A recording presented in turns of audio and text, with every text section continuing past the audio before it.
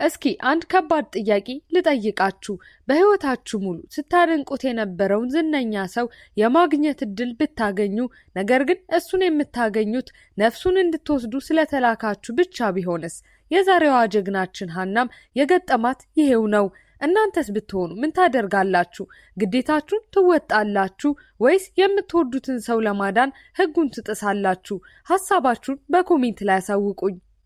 ታሪካችን የሚጀምረው ኪም ሃና በምትባል የሁለተኛ ደረጃ ተማሪ ሲሆን በአጭር የፀጉር ስታይልና ክብ መነጽሯ ከአይናፋር ባህሪዋ ጋር ተዳምሮ የተለየ መልክ የሚሰጣት ወጣት ነች። ቆይ ከዛ በፊት አሁን ላይ 0 ሰብስክራይበር ነው ያለን። እቅዳችን በዚህ 90 ቀን ውስጥ 100,000 ሰብስክራይበር ለመግባት ነው። አንችልም? እንችላለን። ሰብስክራይብ አድርጉ። እሷም እንደ አብዛኞቹ በጉርምስና እድሜ ላይ እንዳሉ ወጣቶች በአንድ ወጣት አርቲስት ላይ ያላትን ጥልቅ አድናቆት የዓለሟ ማዕከል በማድረግ የምትኖር ተራ ታዳጊ ናት። አንድ ቀን ወደ ትምህርት ቤት በምትጓዝበት ወቅት የምታደንቀውን አርቲስት ተወዳጅ ሙዚቃ በጆሮ ማዳመጫዋ እየሰማች በሀሳብ ተውጣ ስለነበር አንድ የፒካፕ መኪና በከፍተኛ ፍጥነት ወደ እሷ እየተምዘገዘገ መሆኑን አታስተውልም። በመጨረሻ መኪናው በኃይል ሲያጋጫት ሰውነቷ በአየር ላይ ተወርውሮ አስፋልቱ ላይ ሲወድቅ በከፍተኛ ሁኔታ ደም ይፈሳታል። ሆስፒታል ከተወሰደች ከደቂቃዎች በኋላም ህይወቷ ማለፉ ይረጋገጣል። ትዕይንቱ ከ7 ዓመታት ወደ ኋላ ወደሚገኝበት ጊዜ በመሻገር በመኪና አደጋ ህይወቷ ያለፈው ሀና አሁን በሞትና በህይወት መካከል የተንጠለጠለች የሞት መልአክ ሆና እናገኛታለን። በህይወት ሳለች ልቧ ከምንም ነገር በላይ ይመኘው የነበረውን አርቲስት የማግኘት ምኞቷ እስኪሟላ ድረስ ነፍሷ ወደ ወዲያኛው ዓለም እንዳትሻገር እንዳደረጋት እንረዳለን። በዚያ ቀን ጠዋት ግን የሀና ልብ በከባድ ሀዘን ተሰብሯል። ምክንያቱም ነፍሱን እንድትወስድ የታዘዘችው ሰው በህይወቷ ሙሉ ስታደንቀው የኖረችው ጁ የተባለ አርቲስት በመሆኑ ነው። እስኪ ያስቡት፣ የሞት መልአክ ሆናችሁ የራሳችሁን ተወዳጅ አርቲስት ነፍስ ውሰዱ ብትባሉ ምን ይሰማችኋል? ከዚህ የከፋ ነገር የለም። ለማንኛውም የሞት መልአክ ከሆነችበት ጊዜ ጀምሮ እንደ ጥላው በመሆን ጁን በሄደበት ቦታ ሁሉ ስትከታተለው ስለነበር የቤቱን አድራሻ ብቻ ሳይሆን እያንዳንዱን የቤቱን ዝርዝር ሁኔታ በልቧ ቀርጸዋለች። ከጊዜ ወደ ጊዜ የሚለቀቁትን የጁን ዘፈኖች የመሰብሰብ ልማድ በማዳበር ለእርሱ ያላትን ስሜት በራሷ መንገድ ስትገልጽ ከቆየች በኋላ የጁ ሞት በጥቂት ሳምንታት ውስጥ እንደሚሆን የሚገልጽ ዜና ሲደርሳት ጣዖቷን ከምንም በላይ የምትወደው ሀና ገጥሞት አደጋዎች ሁሉ ልትታደገው ተወስናለች። ይህ ድርጊቷም የበላይ መልአከ ሞትን በማስቆጣቱ ዳግም የሰውን ዕጣ ፈንታ እንዳትቀይር ቢያስጠነቅቃትም ለጁ ባላት ጥልቅ ፍቅር የተነሳ ራሷን መቆጠብ አትችልም። በመጨረሻም የበላይ መልአከ ሞቱ በእርሷ ተስፋ በመቁረጥ ወደ ህይወት እንድትመለስና በምድር ላይ በምትቆይበት ጊዜ ምኞቶቿን በሙሉ እንድታሟላ አንድ የመጨረሻ እድል ሊሰጣት ይወስናል። ይህንንም እንድታደርግ የጁን የሞት ሰዓት መቃረቢያ ደቂቃዎች ለመለየት የሚያስችላትን አስማታዊ ሰዓት ይሰጣታል። በማግስቱ ሀና ከእንቅልፏ ስትነቃ አይኖቿን ስትገልጥ ነጣ ያለ የሆስፒታል ጣሪያና የመድኃኒት ሽታ ይቀበላታል። ምንም እንኳን ወደ ምድር ተመልሳ በህይወት መኖሯን ስታውቅ ልቧ በታላቅ ደስታ ቢሞላም ያ ደስታ ግን ብዙም ሳይቆይ ባለፈው ህይወቷ ላይ በተጋረደ ከባድ መጋረጃ ይጋረዳል። ስሜቷንም ሆነ ማንነቷን ሙሉ በሙሉ ዘንግታዋለችና። ይህ ደግሞ ሌላ ራስ ምታት ነው። ማንነቷን ሳታውቅ እንዴት ነው ምኞቷን የምታሳካው? በዚህም የተነሳ ለአዲሱ ህይወቷ መነሻ እንዲሆናት ራሷን ቾንግ ብላ በመሰየም ቀደም ብሎ ወደ ሆስፒታል ወስዶ ህይወቷን ካተረፈላት ሲ ከተባለ ወጣት ጋር አዲስ ምዕራፍ ትጀምራለች። እሱም እንደ ቤተሰብ በሚገባ እየተንከባከባት ለተወሰነ ጊዜ በቤቱ እንድትቆይ ይፈቅድላታል። ከዕለታት አንድ ቀን ቾንግ በአንድ የሙዚቃ ትርኢት ላይ ሳለች ጁ የተባለው ዝነኛ አርቲስት በመድረክ ላይ ሆኖ ከላይ በሚወድቅበት መብራት ሊመታ ሲል በፍጥነት በመድረስ ህይወቱን ስታተርፍ ድርጊቷ በሚዲያዎች ዘንድ ከፍተኛ መነጋገሪያ ይሆናል። ነገር ግን ይህ ጀግንነቷ ዋጋ አስከፍሏታል። የጁ ኤጀንሲ ባልታወቀ ምክንያት ፖሊስ በመጥራት ያለምንም ጥፋት አስሯታል። እሺ፣ ሰውን ከሞት አትርፈህ ወንጀለኛ የምትሆንበት ሀገርም አለ ማለት ነው። የሚገርም ነው። ለማንኛውም ይህ በእንዲህ እንዳለ ጁ በኤጀንሲው የታዘዘውን የፍቅር ዘፈን ለመስራት የፈጠራ ችሎታው ሙሉ በሙሉ ስለደረቀበት በከፍተኛ የስራ ጫና ውስጥ ይወድቃል። በመሆኑም የግል ስራ አስኪያጁ ማናጀር ጎ ለዘፈኑ መነሳሳትን እንዲያገኝ ጊዜያዊ የሴት ጓደኛ እንዲይዝ ሀሳብ ሲያቀርብለት ጁ በሀሳቡ ተማርኮ ወዲያውኑ ለዚህ ሚና የምትሆነው ሴት ማፈላለግ ይጀምራል። ከጥቂት ቀናት በኋላ ቾንግ የጁን የቤት አድራሻ ስለምታውቅ እሱን ሲያሰቃዩት የነበሩትን መድኃኒቶቹ በሙሉ ለመጣል በማሰብ እሱ ሳያውቅ ወደ ቤቱ ሾልካ ትገባለች። ነገር ግን እሱ ያልተገነዘበችው ነገር ቢኖር ጁ ድርጊቷን በሙሉ በቤቱ የደህንነት ካሜራ እየተመለከተ እንደነበር ነው። ያለ ፈቃድ ቤቱ በመግባቷ የተበሳጨው ጁም የቤቷን አድራሻ አፈላልጎ ሊያገኛት ሲወስን ቤቷ ሲደርስ የሚሰማው እሷ የእሱን ተወዳጅ ዘፈን በፒያኖ ስትጫወት ነው። ጁ ቤቷ ድረስ መምጣቱን ስትገነዘብ በድንጋጤና በደስታ ተውጣ ስታየው እሱም በቀጥታ ለምን እንደምትከታተለው ይጠይቃታል። እሷም ብቸኛ ዓላማዋ እሱን መጠበቅና እንዳይሞት መከላከል እንደሆነ በቅንነት ስትነግረው ጁ በልጅቷ ንጹህ ሀሳብ ይገረማል። ቪዲዮውን እዚህ ድረስ ከተመለከታችሁ ተመችቷችኋል ማለት ነው። ቪዲዮውን ላይክ ቻናሉን ደግሞ ሰብስክራይብ ማድረግ አይረሳ እንላለን። ወደ ታሪካችን በዚያች ቅጽበት ለዘፈኑ መነሳሳት የምትሆነው ጊዜያዊ የሴት ጓደኛ ፍለጋው ፍጻሜ እንዳገኘ በመረዳቱ ቾንግን ለቀጠሮ ይጠይቃታል። በማግስቱ ለቀጠሮዋቸው ሲገናኙ ቾንግ በህይወቷ ሙሉ ስታደንቀው ከነበረው አርቲስት ጋር መሆኗን ማመን ስለሚያቅታት ልቧ በሐሴት ይሞላል። ጁም በቀላሉ ሊያገኛት እንዲችል አዲስ የሞባይል ስልክ በስጦታ መልክ ከሰጣት በኋላ ዕለቱን በአንድነት ወደ መዝናኛ ፓርክ በማምራት በተለያዩ መጫወቻዎች ላይ እየተሳፈሩ አስደሳች ጊዜን ያሳልፋሉ።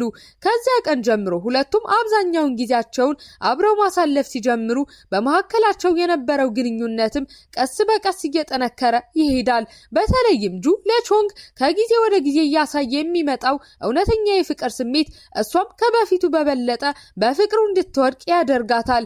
እዚህ ጋር ግን ታሪኩ ትንሽ ይከብዳል። ቾንግ በሲ ቤት ውስጥ ለተወሰኑ ቀናት ከቆየች በኋላ ስትገፋበት የነበረው ጥርጣሬ ተረጋግጦ አንድ መራራ እውነት እንደ መብረቅ ይመታታል። በመኪና አደጋ ህይወቷን ያሳጣት ሰው አብሯት የሚኖረው ሲ ራሱ መሆኑን ትረዳለች። በዚህም የተነሳ በድንጋጤና በንዴት በተቀላቀለ ስሜት ተውጣ ስለ ማንነቷና ስለ ቤተሰቦቿ ያሉበት ሁኔታ እንዲነግራት ትጠይቀዋለች። እሱም ከእንግዲህ መደበቅ እንደማይችል በመረዳት ትክክለኛ ስሟ ኪም ሃና እንደሆነና እናቷም ሆስፒታል ውስጥ ሕክምና ላይ እንደምትገኝ ከባድ ሚስጥር ይነግራታል። ከዚህም በተጨማሪ የእርሷ ሞት ከቤተሰቦቿ ከደረሰ ከጥቂት ቀናት በኋላ እናቷ በድንጋጤና በሐዘን ተጽዕኖ ኮማ ውስጥ እንደገባች ያስረዳታል። በማግስቱ ከባድ ልቧን እየጎተተች ወደ ሆስፒታል ስታመራ በአልጋ ላይ ራሷን ስታ የማትንቀሳቀሰውን እናቷን ትመለከታለች። ዶክተሩም የእናቷ ሁኔታ ከጊዜ ወደ ጊዜ እየተባባሰ እንደመጣና ከዚህ በላይ በህይወት የመቆየት ተስፋዋ አነስተኛ መሆኑን ሲነግራት ሃና ዓለም በላይዋ ላይ የተገለበጠ ያህል ይሰማታል። በእንቅስቃሴ በሌለው የእናቷ አካል አጠገብ ተቀምጣ በህይወት እያለች ላስጨነቀቻቸው ጊዜያት ሁሉ ይቅርታ ትጠይቃታለች። በተለይም በአግባቡ ሳትሰናበታት በመምጣቷ ልቧ በጸጸት ይቆስላል። እማዬ በጣም እወድሻለሁ ብላ ከጥቂት ደቂቃዎች በኋላ የእናቷ የመጨረሻ እስትንፋስ በጸጥታ ሲቋረጥ ሃና ብቸኝነቷን ተጋፍጣ ትቀራለች። ሐዘኗንም መቆጣጠር ተስኗት እንቅስቃሴ በሌለው የእናቷ ስክሪን ላይ ተደፍታ ከቁጥጥር ውጭ የሆነ የለቅሶ ማዕበል ያጥለቀልቃታል። የሃናን የሐዘን ሸክም ለማቅለልና ሊያጽናናት በማሰብ ጁ ወደ አንድ ውብ የባህር ዳርቻ ይዟት ይሄዳል። በዚያም የፀሐይ መጥለቂያ ወርቃማው ብርሃን በውሃው ላይ ሲያንጸባርቅ እየተመለከቱ አብሮነታቸውን ያጣጥማሉ። እስከ ምሽት ድረስ ለህይወታቸው ጥልቅ ውይይት ውስጥ ሲዘፈቁ ሃና በጁና በአባቱ መካከል ያለው ግንኙነት የሻከረ መሆኑን ትገነዘባለች። በሞት ሐዘን ውስጥ ያለፈችው ሃናም የራሳችን ሞት መቼ እንደሚመጣ ስለማናውቅ ከምንወዳቸው ሰዎች ጋር ያለንን እያንዳንዱን ቅጽበት ከፍ አድርገን መመልከት እንዳለብን ትመክረዋለች። በውይይታቸው ቤታቸው ውስጥም የጁ አባት ተፈላጊ የራመን ምግብ ቤት ባለቤት በመሆኑ ስራ ቢበዛበትም ምግብ ቤት ውስጥ የጁን ፖስተሮች በመለጠፍና ሙዚቃዎቹን ዘወትር በመክፈት ለልጁ ያለውን ፍቅርና ድጋፍ በስውር እንደሚገልጽ ትረዳለች። ከጥቂት ጊዜ በኋላ ጁ በኤጀንሲው እንደተጠየቀው ስለ ፍቅር የሚያወሳውን ዘፈን ይጨርሳል። ነገር ግን በቀረጻ ክፍል ውስጥ የጁ ስራ አስኪያጅና ፕሮዲውሰር የጁን ከሃና ጋር ያለውን ግንኙነት እውነተኛ መነሻ ምክንያት ሲያንሾካሽኩ በአጋጣሚ በቦታው የነበረችው ሃና ይህንን ትሰማለች። እንግዲህ አስቡት፣ ጁ ለፍቅር ዘፈኖቹ መነሳሻነት ብቻ እየተጠቀመባት እንደሆነ በማሰብ ልቧ በድንጋጤና በሐዘን ይሰበራል። እውነታው ግን ጁ መጀመሪያ ላይ ለይስሙላ ቢቀርባትም ከጊዜ በኋላ ለእሷ ከልብ የመነጨ እውነተኛ ስሜት ማዳበር ጀምሮ ነበር። ሃና ከክፍሉ ስትወጣ ያያት ጁ ሁኔታውን ለማስረዳትና እንዳያጣት በመስጋት ወዲያውኑ ተከትሏት ይሮጣል። በመጨረሻም በአንድ ባዶ የአውቶቡስ ማቆሚያ ላይ ብቻዋን ተቀምጣ ያገኛታል። ጁም ወደ እሷ ቀርቦ ከልቡ ይቅርታ ከጠየቃት በኋላ በዚያች ምሽት በመጨረሻም በመታረቅ የፍቅር ግንኙነታቸውን ለመቀጠል ይወስናሉ። ነገር ግን ሃና ወደ ቤቷ ስታመራ የጁ ዝና እንደ ከባድ ሸክም አእምሮዋን ይጫነውና እሷን የመሰለች ተራ ልጅ ከታዋቂ ሰው ጋር መሆን እንደማይገባት የሚል የጥርጣሬ ደመና ይውጣታል። ያው የሴት ነገር አይደል ነገሮችን ማወሳሰብ። ለማንኛውም በዚህ የሐሳብ ውጥረት ውስጥ ሆና ሳለች በአጋጣሚ ሺክ የተባለች የሴት ልጅ መንፈስ ታገኛለች። ሺክ ሃና የሞት መልአክነት ስትሰራ በነበረችበት ወቅት የድሮ ጓደኛዋ ነች። የሃናን የተሰበረ መንፈስ በማስተዋል ይህን ያህል ከለፋች በኋላ በጁ ላይ ተስፋ እንዳትቆርጥ በማሳሰብ ታበረታታታለች። ከዚያም እንደ አዲስ የተስፋ ምልክት የሆነላትን የጁን ኮንሰርት መግቢያ ትኬት ትሰጣታለች። በቀጣዩ ምሽት በልቧ ውስጥ አዲስ ተስፋን ሰንቃ ሃና የጁ ኮንሰርት ወደሚካሄድበት ስፍራ ታቀናለች። ነገር ግን ቦታው ላይ ስትደርስ የሚጠብቃት አስደሳች የሙዚቃ ድባብ ሳይሆን ልብ የሚሰብር የዝምታ ትዕይንት ነበር። ሰራተኞቹ የጁን ግዙፍ ፖስተሮች ከግድግዳ ላይ ሲገነጥሉና እቃዎችን በችኮላ ሲያስገቡ ትመለከታለች። ምን እንደተፈጠረ ስትጠይቅም በዚያች ምሽት በእርሷና በጁ መካከል ስለተፈጠረው የፍቅር ቅሌት በወጡ ጽሑፎች ምክንያት ኤጀንሲው ኮንሰርቱን ለመሰረዝ መገደዱን ትረዳለች። ይህንን ስትሰማ በቅጽበት ተስፋዋ ይመክንና በጁ ላይ ላመጣችው መዘዝ ከባድ የጥፋተኝነት ስሜት እንደ ሰይፍ ልቧን ይወጋዋል። ከዚያም ከጥቂት ጊዜ በኋላ የጁ ስራ አስኪያጅ መጥቶ ጁን ወደ አንድ ስፍራ ይዞት ይሄዳል። መንገድ ላይ ጁ ወደ አንድ ትንሽ ክፍል የሚመራውን በራሱ ፖስተር አጠገብ የተቀመጠን የሚያበራ ዱላ ይመለከታል። በክፍል ውስጥ በጨለማው ውስጥ እንደ ከዋክብት የሚያበሩ ዱላዎችን በእጃቸው የያዙ በርካታ ታማኝ አድናቂዎቹ መድረኩን በታላቅ ጉጉት ይጠባበቁታል። በቃ ይሄ ነው አድናቂ፣ ችግር ሲደርስብህ የማይተወህ። ለማንኛውም ጁም በመጨረሻ በዚያች ትንሽ መድረክ ላይ ፒያኖ እየተጫወተ የሙዚቃ ትርኢቱን ሲያቀርብ በተመልካቾች መካከል ተደብቃ የምትገኘው ሃናም አይኖቿን ከእርሱ ላይ ሳትነቅል በሙሉ ልቧ ድጋፏን ትሰጠዋለች። በትርኢቱ መሃል ሃና በጁ የፒያኖ ክህሎትና በሚያምረው ድምፁ ሙሉ በሙሉ ተመስጣ የአስማት ሰዓቷ የጁን እየሟጠጡ ያሉትን የህይወት ሰከንዶች ማሳየት መጀመሩን እንኳ አታስተውልም። በድንገት ከጥላው ስር አንድ ሚስጥራዊ ሰው ብቅ ማለት በያዘው ስለታም ጩቤ ሃናን ሊወጋት ይወነጨፋል። ይህንን በቅጽበት የተመለከተው ጁ ግን አንድም ቃል ሳይተነፍስ ከፒያኖው ጀርባ ተስፈንጥሮ በመነሳት በቀጥታ ወደ ሃና ይሮጣል። እርሷን ከጥቃቱ ለመታደግ በሚያደርገው የሞት ሽረት ጥረት ጩቤው የራሱን አካል ይሰነጥቀውና ለሃና ሲል ራሱን መስዋዕት በማድረጉ ከባድ ጉዳት ይደርስበታል። ከቁስሉ የሚፈሰው ደም ልብሱን ሲያርስና ህይወቱ ከፊቱ ላይ ቀስ በቀስ ስትጠፋ እያየች ሃና አእምሮዋ ይባንናል። እሱን የማጣቱ ፍራቻ እንደ እሳት አንገብግቧት በጉሮሮዋ ውስጥ የተቀበረ ጩኸት ሊወጣ ይታገላታል። ሆስፒታል ከደረሱ በኋላ የጁ ህይወት በሞትና በህይወት መካከል በቀጭን ክር ላይ ተንጠልጥላ ስትታይ ሃና ልቧ በሐዘን ተሰብሮና በተስፋ መቁረጥ ተውጣ የጁን ዕጣ ፈንታ እንዲቀይርላት የሞት መልአኩን ትማጸነዋለች። ታቸው መራራ እውነትን የተሸከመ ነበር። ጁ አሁን ከሞት እንዲድን፣ እርሷ ግን ወደፊት በተራዋ ቀድማ ከዚህ ዓለም ለመሰናበት። እናም የኛዋ ጀግና ሃና ለፍቅሯ ስትል ይህንን ከባድ ዋጋ ያለምንም ማንገራገር ተቀበለች። ከበርካታ ቀናት የሕክምና ክትትል በኋላ የጁ ንቃተ ህሊና ሲመለስና ቀስ በቀስ ሙሉ በሙሉ ሲያገግም የሃና መስዋዕትነት ፍሬ ማፍራት ጀመረ። ሁለቱም ተጋብተው እንደ አንድ ቤተሰብ በደስታ ሲኖሩ ህይወታቸውን በውድ ልጅ ልጃቸው መወለድ አደመቁት። ዓመታትም በሳቅና በፍቅር ታጅበው ሳይታወቁ ነጎዱ።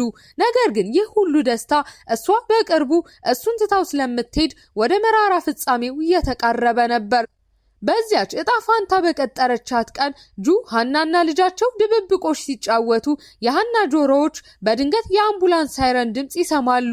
ታውቃላችሁ አይደል? ፊልም ላይ አምቡላንስ ዝም ብሎ አይመጣም። ለማንኛውም ለእርሷ የተላከላት ጥሪ እንደሆነና ሰዓቷ መድረሱን ስታውቅ ልቧ በቅጽበት ቀዘቀዘ። ወደማይቀረው ጉዞዋ ከመሄዷ በፊት ውዱ ባለቤቷንና አንድ ልጇን ለመጨረሻ ጊዜ ተሰናብታ ስታቅፋቸው የሀናን መሄድ ለማስቆም አቅም ያጣው እንባ አይኖቹን እየጋረደው የሚወዳትን ሚስቱን ግንባር ከመሳምና በሐዘን ከመዋጥ ውጪ ምንም ማድረግ አልቻለም። በበኩሏ ሀና ምኞቶቿን ሁሉ አሳክታ ፍቅሯን ለቤተሰቧ ከሰጠች በኋላ በከንፈሮቿ ላይ በፈነጠቀው እርካታ በተሞላበት ፈገግታ በደስታ ከዚህ ዓለም ተሰናበተች።